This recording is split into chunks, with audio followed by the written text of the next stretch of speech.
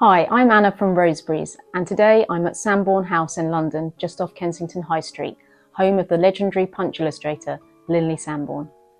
He was a voracious collector of all things decorative.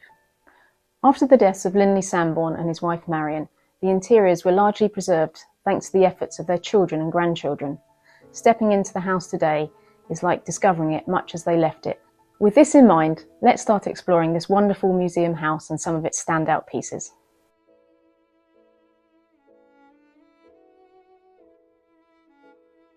We find ourselves here on the first floor landing. In the 19th century, many middle-class people aspired to have a conservatory. This was not possible if you lived in town. Linley Sambourne came up with an ingenious idea to create a mini conservatory in the house here at Sambourne House.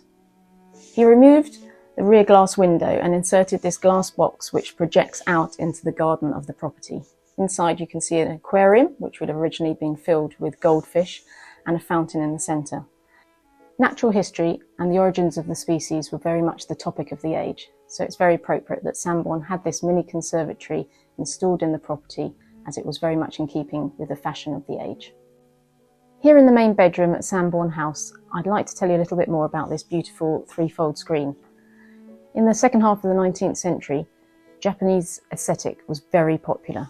In 1868, Japan opened up to international trade for the first time in over 200 years. There was an influx of prints, ceramics and furniture, which greatly inspired artists and designers.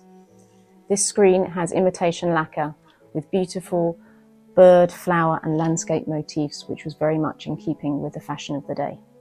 Here on the top floor of Sambourne House is Linley Sambourne's studio. An artist's studio is a place of great allure and mystery for the outsider. It's where the artist's raw activity, imagination and creativity is explored behind closed doors.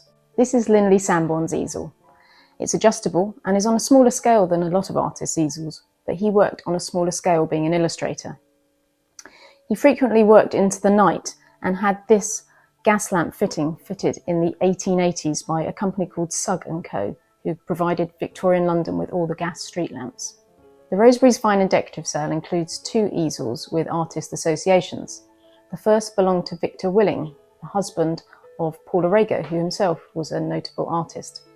The second is a Victorian easel with a plaque for David Cox Jr. and autographed signatures for J.E. Buttersworth and F.L. Brindell.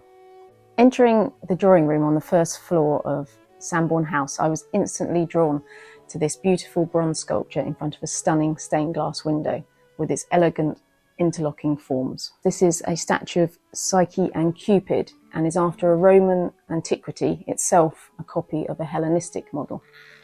There are many examples of grand tour sculpture around Sambourne House. Linley and his wife Marion went on their own grand tour, a very popular activity in the 18th and 19th century, after their marriage in 1874. The Roseberys Fine Decorative sale on the 27th of September includes some grand tour sculpture, including a bronze model of Zeus, a bronze model of Venus, and a bronze reduction of the dancing faun.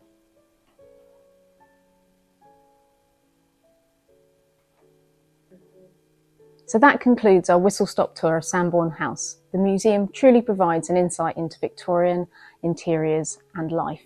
It really is a must-see visit if you're interested in the decorative arts. If you're interested in adding to your collection, visit the link in bio at Roseberys for our Fine and Decorative sale on the 27th of September. In an age of minimalist interiors, I think we could all be inspired by Linley Sambourne's Maximalist aesthetic.